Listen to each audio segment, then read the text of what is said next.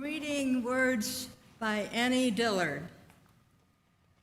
We are here to abet creation and to witness to it, to notice each other's beautiful face and complex nature, so that creation need not play to an empty house.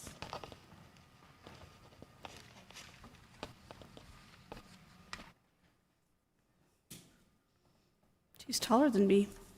Good morning. Welcome to the worship with the community of First Unitarian Church of Omaha.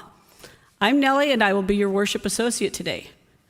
First Unitarian Church of Omaha is a community of many genders and sexualities, a community of diverse cultural and class backgrounds, a community of wide-ranging abilities and gifts, as well as all ages. In our congregation, we have people with quite varied interests intellectually, emotionally, spiritually, and even religiously. We always wish to extend a welcome to any visitors which may be joining us. This week, as every week, we acknowledge and honor that where we meet for worship as the First Unitarian Church of Omaha is the land of the Omaha and Oto Nation, and that Indigenous people in the greater community have become marginalized and made invisible. May we recognize their presence among us and work with them to resolve the issues of poverty, displaced children, and murdered and missing Indigenous women, the MMIW. Ian, would you like to come up and light our chalice?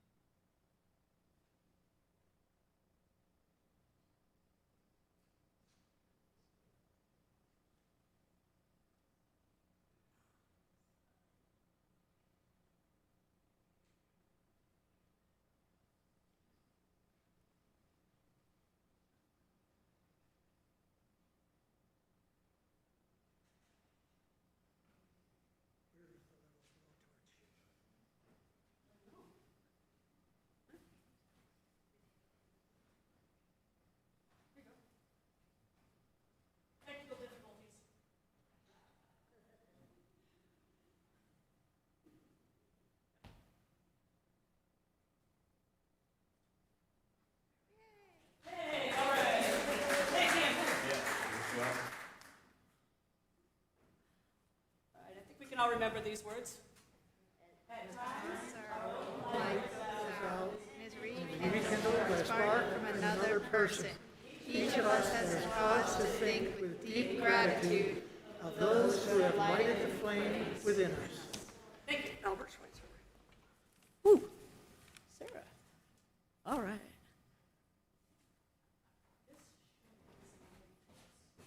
That was about the longest chalice lighting I've ever seen. Go now. And he did a good job. He didn't burn down the church. So this is our time for all ages. If there are children, I invite you to come up. If there are children in heart who would like to join, I would invite you to come up and I will share some things. It's actually not a story, it's a sharing. So if you come up here on the stairs with me. What's your name? What's your name? EJ. EJ. Okay. Great. Now you can help me. You can do it? Okay, that's good. All right. Have you ever written a poem or made up a poem? Yeah? Good for you. Have you ever written one down? You think maybe? Good. Did it rhyme? Okay. Why did you have one rhyme? Thank you. Get me right here. Why do you think poems sometimes rhyme? Why do they make them to rhyme? I don't really know. I'll bet some of you know.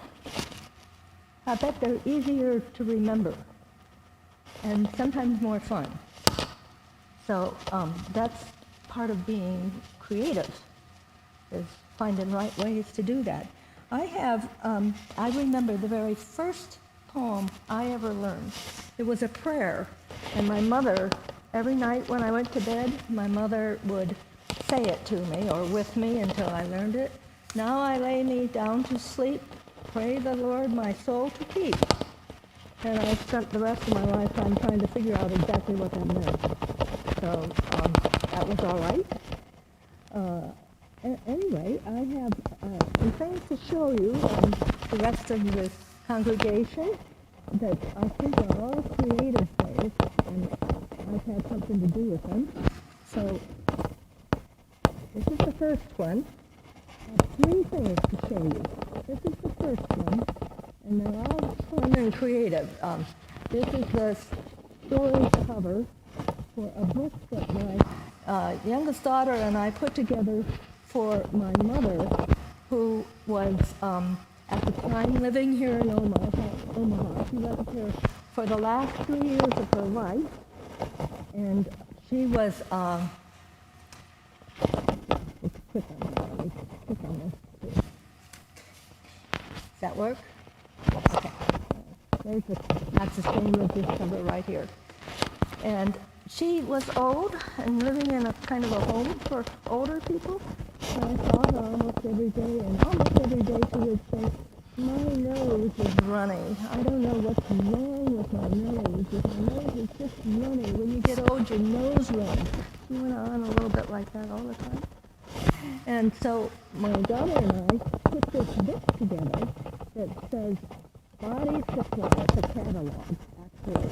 It's a catalog of noses and legs, because she had trouble with a leg, too. And sometimes she would spank her leg because it didn't hurt. And I don't know, I never could figure out why she would spank her leg when it didn't hurt. It already was hurting. So in this book that we have here, do you know what? Okay, let's turn it to this page, if you would.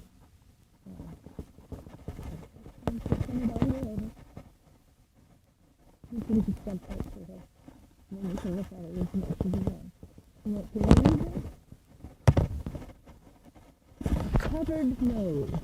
Right, so this was just choices that she could have for a new nose, because we wanted to get a catalog of noses so she could go through and get a new nose. See? So, and it has the one side, I didn't put it on, I have to do it. Does that show? Okay.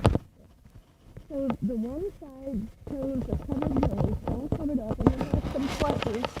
It's inexpensive. It eliminates unsightly blemishes.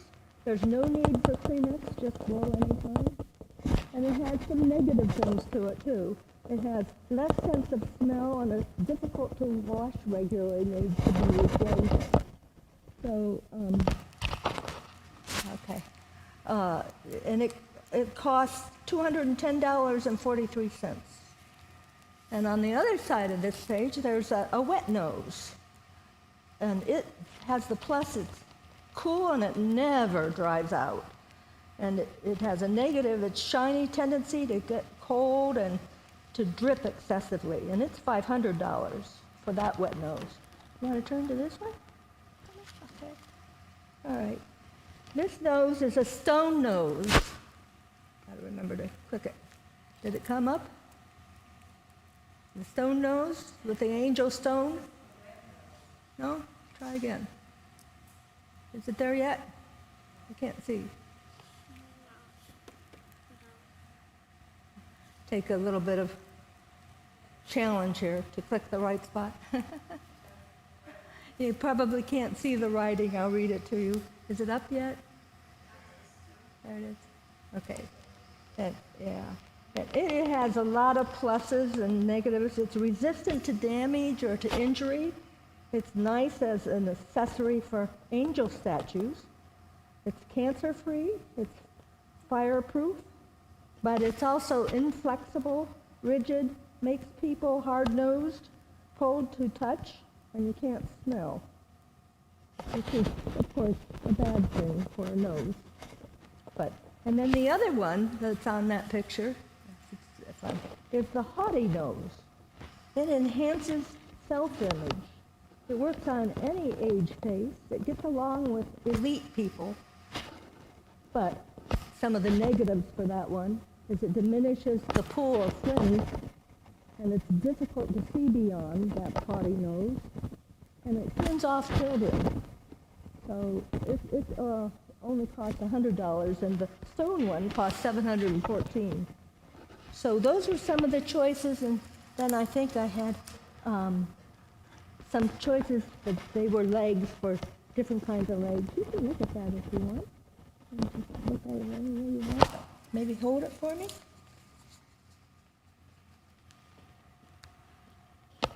So the word for all of this is creativity. And Melinda and I both had a wonderful time putting it together. My mother loved it too. It was fun, and it was enjoyable, and it was a way to live creatively, to help live life to the very fullest. The second book that I want to show you is this one. You can hold this, or you can look at this one instead if you want. And maybe you can get ready to turn it to the first pink page. This one was one that my granddaughter, Gretchen, lives in Seattle, and she made this. She still lives in Seattle, and she's about ready. This coming fall, she'll graduate from high school. But she wrote this book. Let me hold it up one more time so everybody can see it. And I probably didn't put her on. There it is. Nope, it's not. Again? Got it, okay. This is the Goliath bird-eating tarantula and cobalt blue tarantula by Gretchen and some of her friends. And they put this one together in her third grade class. You want to turn to the next one here? Way over here. Thank you. Good job. Yeah. They were studying spiders, and they found out that the Goliath bird-eating tarantula lives in South America in the rainforest, and so that was part of what they came up with. And let's see what this one is here. And there they drew a picture of it. Is that up? Did I get the right one? Got it. Okay. And then I'll read just a little bit of what they've written on their anatomy. When the cobalt blue tarantula grows up, it averages from 4 to 5 inches. Males and females look alike until the male molts, and then the male turns a tannish brown color. Like most tarantulas, the cobalt blue molts once or twice a year. When a spider molts,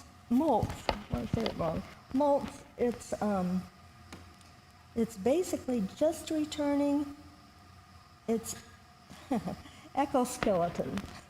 The cobalt blue lays about 50 to 2,000 eggs a year. It can also go without food for 1 to 2 years at a time. So this is a book that they put together, and I got it as a Christmas gift one year when she was in first grade. And that shows some of what happens when you have several people together, working together. So sometime in your class, when you have a Sunday class, you might even suggest that you write a collective book, something together all at one time, which would be fun. And then the final item I want to share, and you can help me with this one too, if you would.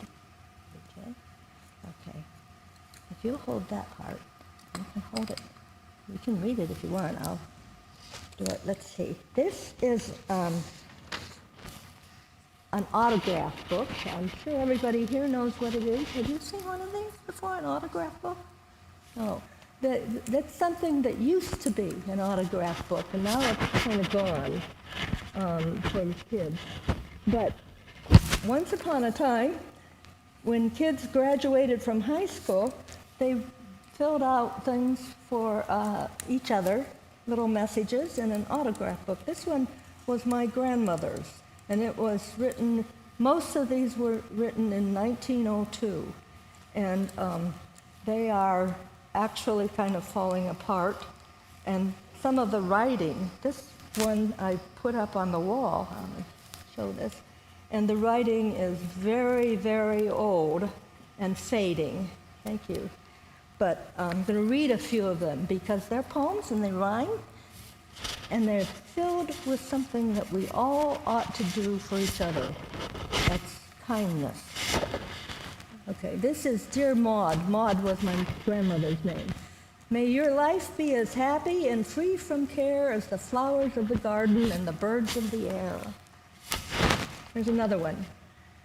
To friend Maud. Perhaps at some time we must part, and oh, 'tis with an earnest heart that I ask thee, while in glee or in sorrow, to remember me.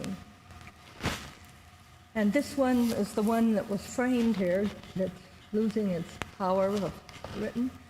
It says, Maudie, while sitting on the sofa with your lover by your side, beware of false impression, for his mustache may be dyed. So, and then two more. Dear Maud, the long are not the happiest hours, the large are not the sweetest flowers. Much words doth not much friendship tell, few words are best, and wish you well. And finally, this was written November 13th later, 1904. Kind friend, when years and months have glided by and on this page you cast your eye, remember it was a friend sincere who left this kind remembrance here. So all of these are part of creativity, and they are important because they're a way that we can pass on kindness and generosity and good thoughts. So thank you very much for coming. I can put those back then. Thank you. Right.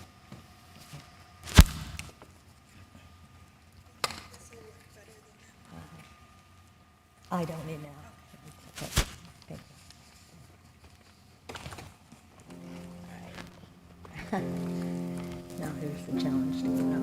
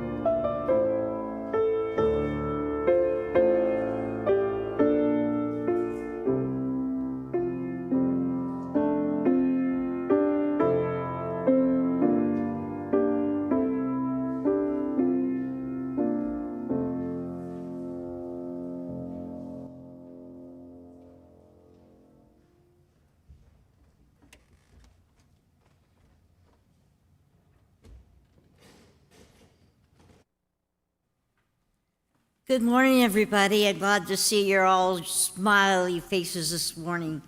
My name's Sherry Lynn, and I'm going to do a reading by William F. Schultz.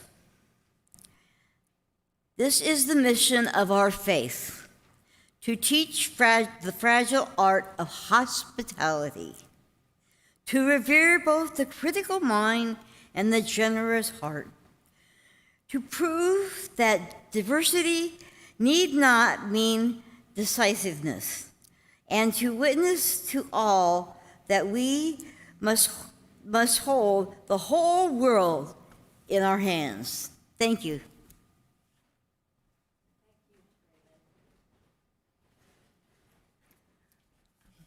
Let us be together now in the spirit of prayer and meditation.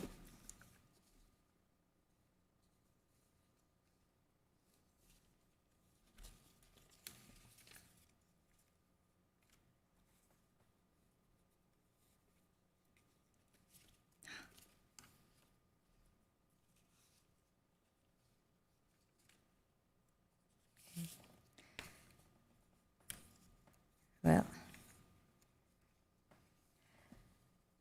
spirit of life, of our higher power,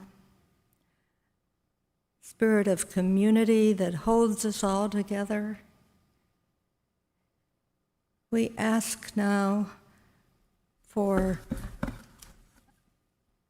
help for those who are in need in this world of aches and pleasure, both, but sometimes more aches and pains than anything else.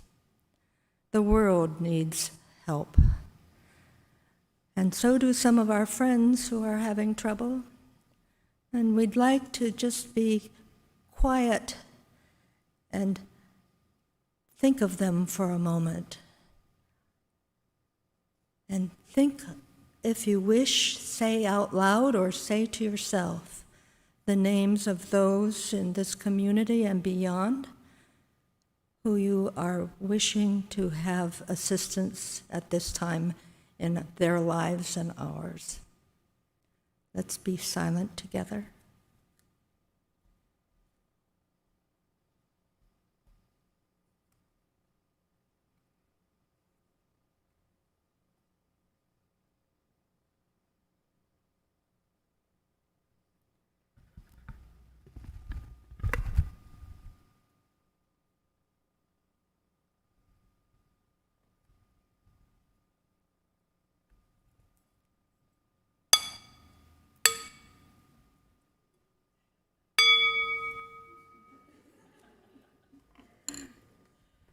Learning so many things this morning. It's a good thing. For those of you who don't know me, I'm Sarah Voss. Now is our time for our offertory.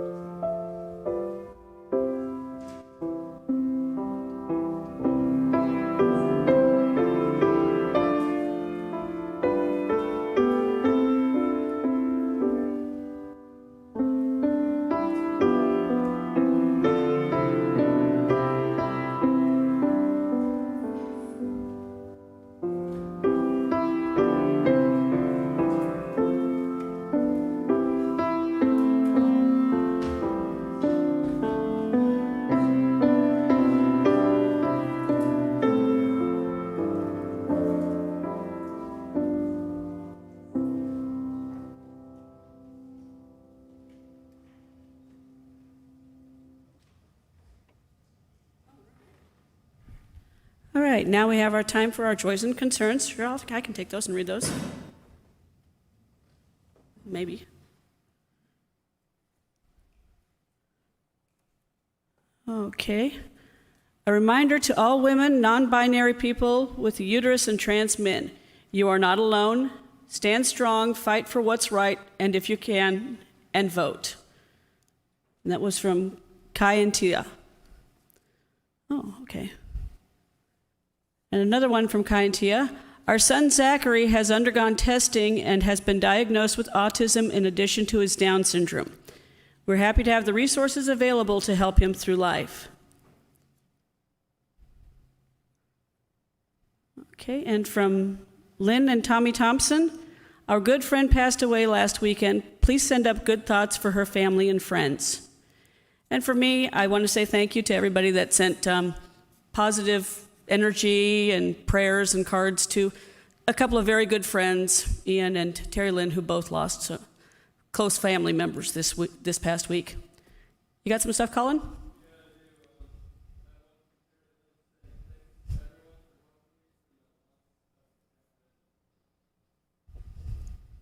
Yep.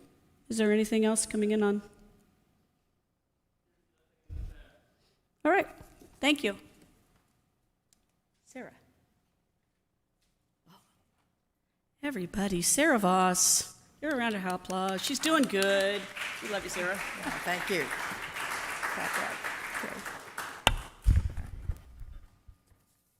Oh, my. You know, when I told Reverend Sherry that I would be glad to preach a few. They can't hear you. Can't hear me? You need this? Okay. These aren't working? Nope. Okay. All right. Well, now can you hear me? Yes? Okay. Well, when I told her that I'd be glad to preach for her during her summer leave, I didn't really consider the possibility of doing a poetry reading for one of my sermons, which I've never done before. But then Catharine, our office administrator, suggested it, and I said, oh, Kat, that would be way too self-serving. And she had some reasons why I should go ahead and do this, and honestly, it didn't really take too much to get me to say yes, because I'm happy to be able to share some of my poems from the book that is coming out next month called Poems from the Gravel Road, which is basically it's family poems. But I think it's not just my family, although I wrote it about my family, but I'm hoping that you will all find some way of relating to them as well on that. So on the blue sheet, you should have a blue sheet. Is there anyone who didn't have a blue sheet of paper? Okay. There's somebody here who needs one. Couple people. There we go. Yeah, the blue sheet has the list of the 10 poems that will be read today. And I don't know if you'll enjoy this or not, but I listed one line out of each of them on the right-hand side of the column. They're not in order, so hopefully when you go through, you can match them up, draw with a pencil or whatever you want, the ones that fit with the poems that are being read. And when I told my daughter that I was going to do this, she said, oh, Mother, don't do that. They'll think it's a quiz. So I said, no, it'll be fun. So I may be right and I may be wrong, but when we're done, you can tell me which one, whether or not you chose. You can do it if you want. You don't have to, obviously. You can tell me if it felt like a quiz or if it was fun, or maybe it was both. And that would be the ideal world. So that's what we're striving for. Okay. The first one I want to read is called The Cost of a Medium-Sized Dog.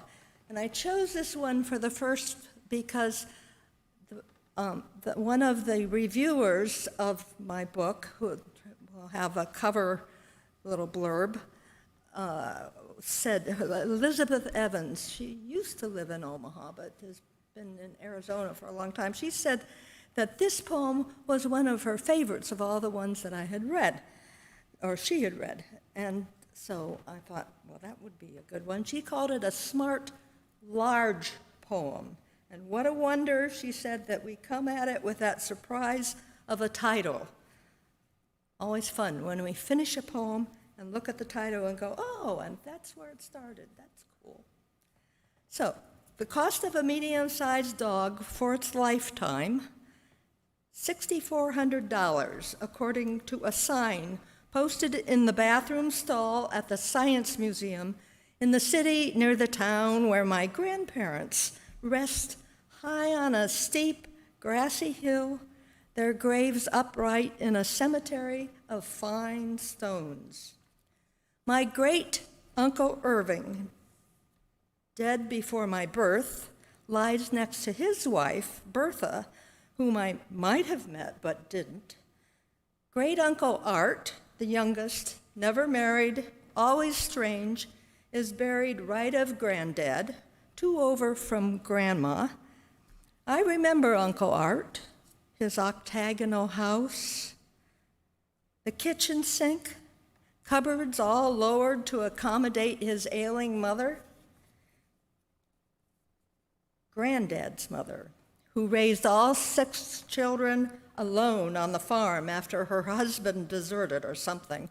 No one ever told, not one word about this great-grandfather whose tombstone and name are conspicuous for their absence near great-grandmother Amelia, 1845 to 1926.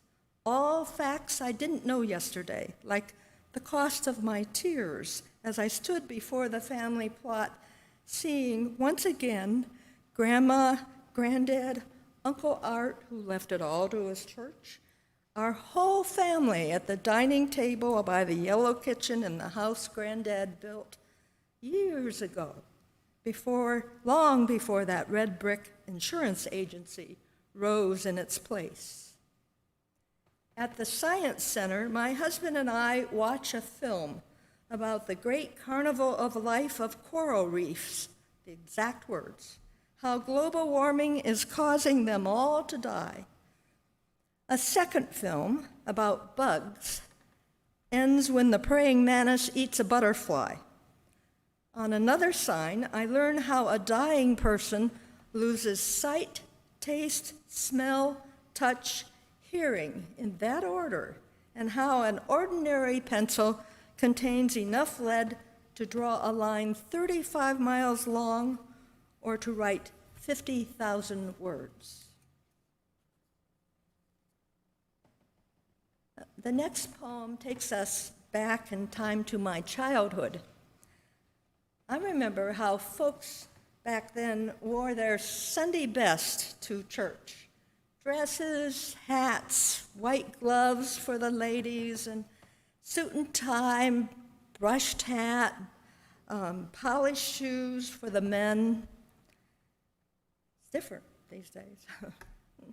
Sunday school for the children was always pre-church, so kids always had to sit with their families throughout the long service. Here's how I recall church when I was a child. Patience. Every Sunday morning meant Cousin Sherry's hand-me-down dresses and the Austenburg church, the only one, and our services that stretched my imagination. I made games, trying to keep up with the responsive reading, learning words to all 4 verses, pretending church was done, and we'd stopped at the town bar for the Cleveland Plain Dealer, and I was already sprawled out on the dining room rug studying comics, smelling the only meal Mother cooked on Sundays, aware that later there'd be Roy Rogers popcorn. Yet I was ever certain that after the big hand reached 12, there'd be the hopping outside, post to post to post. Grown-ups always talking, and only rain or bailing could alter the pattern that every Sunday morning meant.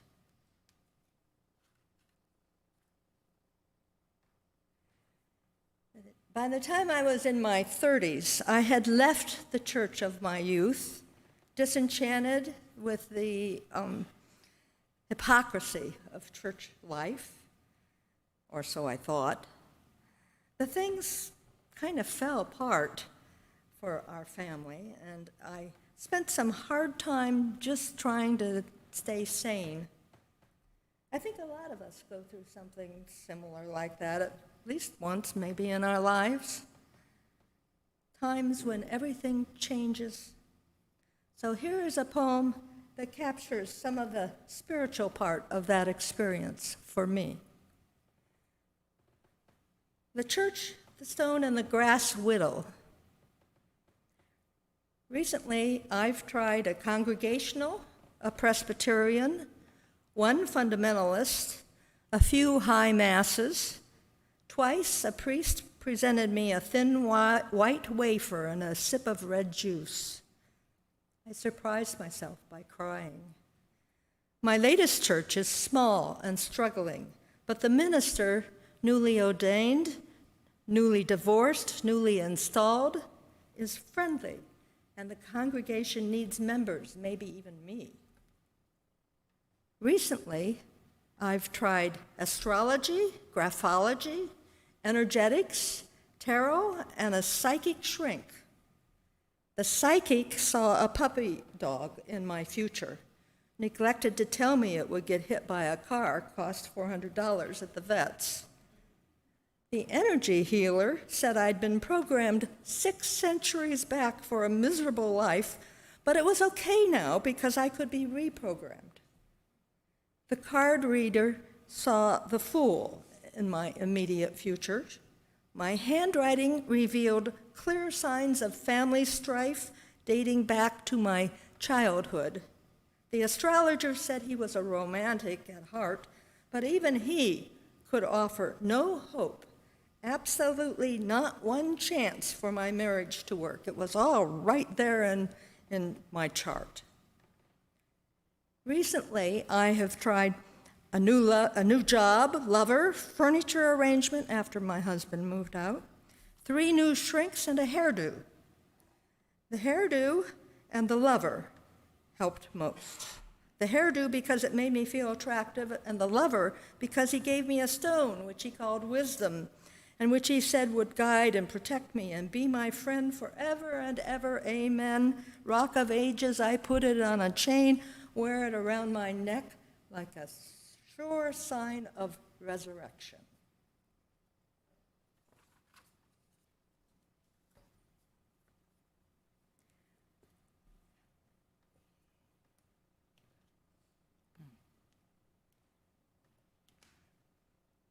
Incredibly, I eventually found myself called to ministry.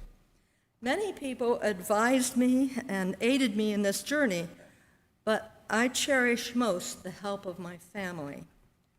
This is called About Family on This Road Traveled. Family is almost the first people you tell, and when they learn you want to be a minister, they say, go for it. Family is who packs up cardboard boxes, carts them in and out of U-Haul trucks, then helps unpack them. Family rubs your back or sends you a letter or flowers or gives you a hug when things aren't going quite right at theological school. Family knows what ML, U of C, CPE, MFC means. Family knows what getting a 1 from the MFC means. Family hears your first sermon 6 times and tells you it was wonderful. Family attends conferences it has only moderate interest in, doesn't complain when you have to go to yet one more church meeting. Family tells you it really likes eating fast food 5 nights in a row. Family sees you with your hair messy and your face unmasked and knows when you just absolutely must get some sleep. Family spends vacation time resetting the 1-inch margins on your doctoral thesis to 1 1/4 inches and never once says you should have found this out sooner. Family writes, "Good luck, Mom," on handcrafted paper when you leave for your oral exam, and family plays the piano at your ordination, does the graphics for the order of service, lights the chalice especially for you, says it doesn't mind sleeping on the couch when the key to the guest room disappears. For graduation, family gives you a photo of the road traveled to hang in your ministerial office. Family travels miles itself to celebrate with you whenever it can and sends love when it can't. And without family, this day would never have happened. The road never traveled. No, not at all. Thank you, family, for being here, for being there, for being.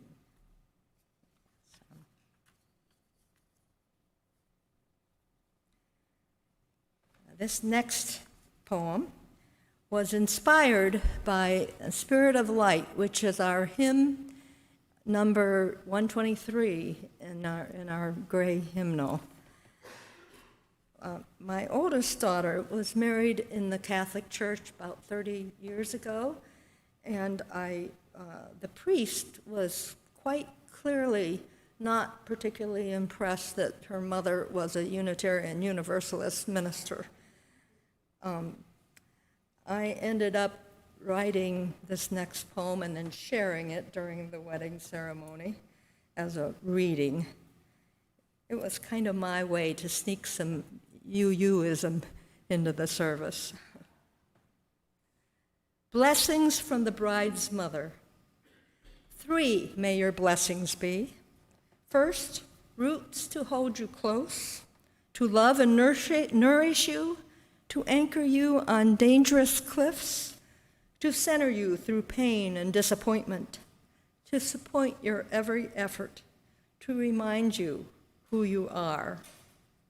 Second, wings to set you free, to guide your future path, to soar with joy, to discover the tulips hidden in the sky, to help you search for truth, to show you who you can become.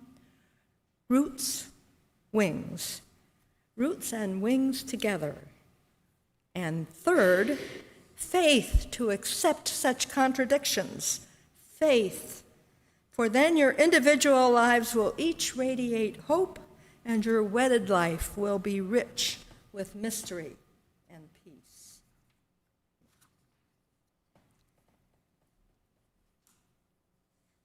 It was my daughter who suggested that I put together these family poems, and then she's helped me every step of the way doing it, the ones that are coming out in this book. So I'm really delighted. She also keeps that poem on her dresser top in her bedroom even now, all these years later. So my next poem is one that Catharine Dixon has agreed to read for me.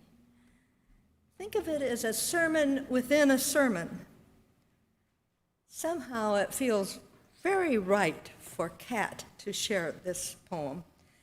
After all, as our office administrator, Cat winds up doing unbelievable things to keep this church running. After today, she can say she delivered a sermon from the high pulpit, too.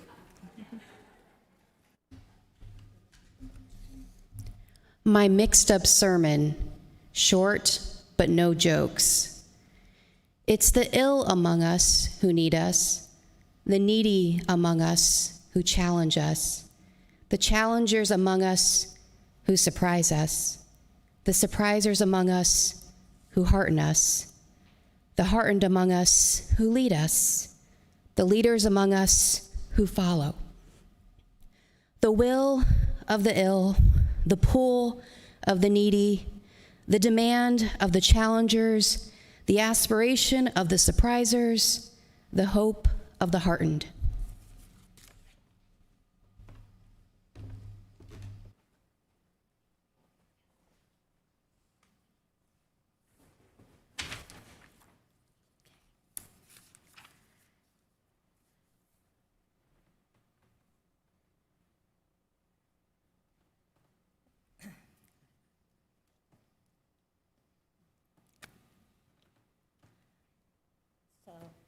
As I've grown older, I believe I've gained enough wisdom to be a source of help and sometimes even spiritual insight for others from time to time. I had a good role model for this in my own mother, who spent the last 3 years of her life here in Omaha. And here's a poem from that really special time with her. Smiling over her hot fudge sundae, Mother announces this is likely her very last dish of ice cream. Are you planning on dying tonight? I make the question a joke, a protest. She expects it. I reassure her. What's your hurry, Mother? It's a game we play, sometimes several times during one Sunday. She forgets she has already played this game. Every time is a first time. You mean you don't think I ought to be in any rush? No, don't be in any rush, Mother. I like having you around, Mother. I tell her over and over, although the form varies. Some days she still feels well enough to make this trek for the Sunday. This, the raw meaning of happy. When the good Lord says it's time, I'm going to say, just a minute, Lord, just let me finish this ice cream first.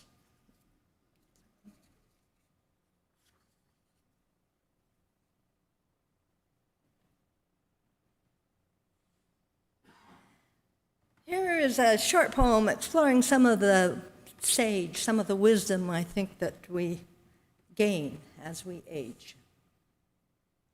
In my garden. This month, the anniversary of my only brother's birth, 81, I think. I emailed, then called, no response. I forgot to recall. I hope he's okay. In my garden, the metaphors are wilting. I pray for rain, and suddenly I want to remind my brother of that time long ago when I got stuck on the log fallen over the creek, was too scared to move. Brother came back for me, held out his hand, helped me across.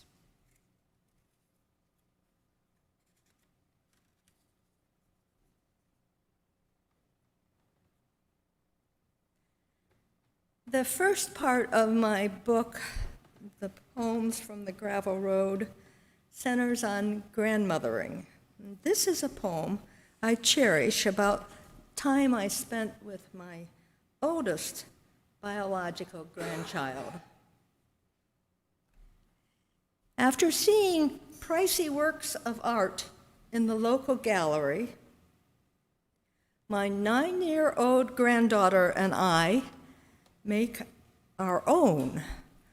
Bloom emerges from a round cardboard tube meant for mailing rolled papers.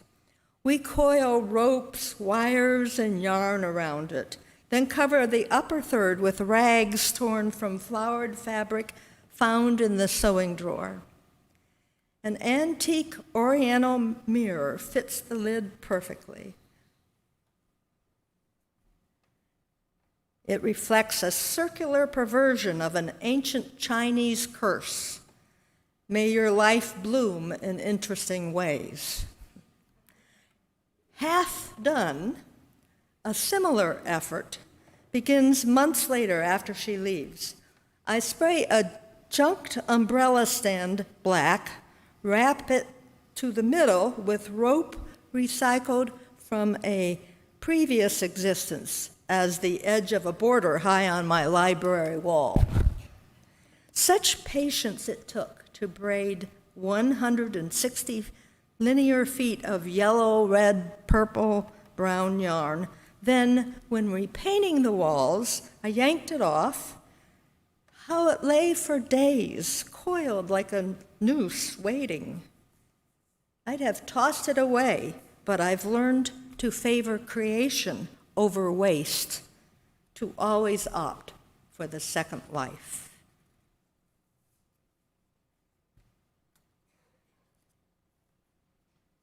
And here's my last poem for today, one which I wrote rather recently I actually wrote it when my daughter, who was reading the first section of my poems, check my youngest daughter, she asked me to write it.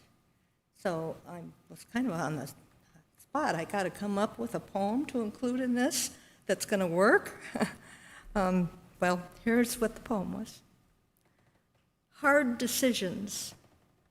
Oh, I should tell you, it found its way into this poem, into a very recent issue of the Elderberries, which is the quarterly newsletter of your MAPA. Anyone know what your MAPA is? It's the acronym UURMAPA for the Unitarian Universalist Retired Ministers and Partners Association. So, and they put out a really splendid newsletter 4 times a year, I think. So, hard decisions. The next grandbabies I hold in my arms will be my great-grandbabies, not you, dear grandchild, who never knew earth's charms. Today, my youngest, my bonus baby, the one who did not move out of state, who always claimed you as a maybe, reads my short history of grandmothering, then requests I add my ode to you, unborn progeny, a desire that left me softly sad and wondering how to tell how the only thing I wanted more than I wanted you was how to help your awesome mother stay full and undaunted. Thank you. Okay. Thank you.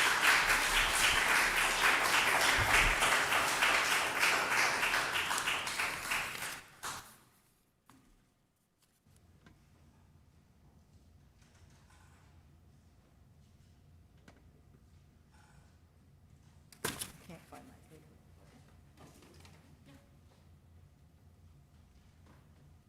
All right, please join us for hymn number 123, Spirit of Life.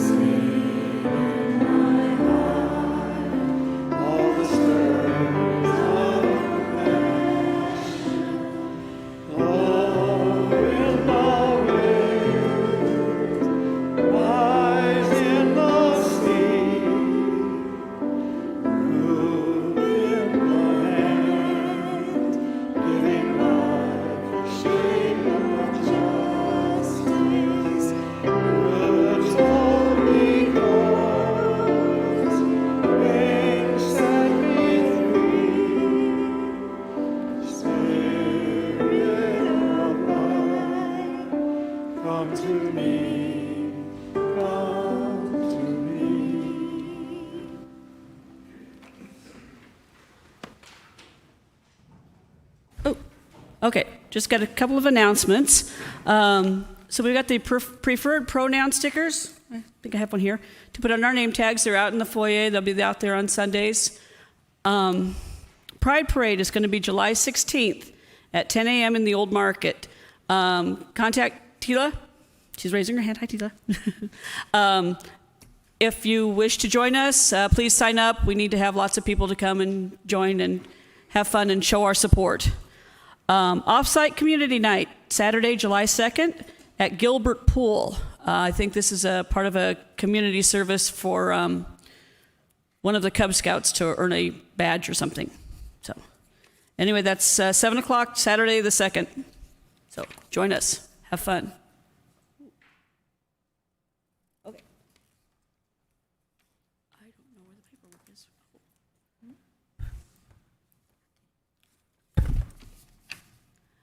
As we leave this friendly place, Love give light to every face. May the kindness which we learn light Light our hearts till we we return.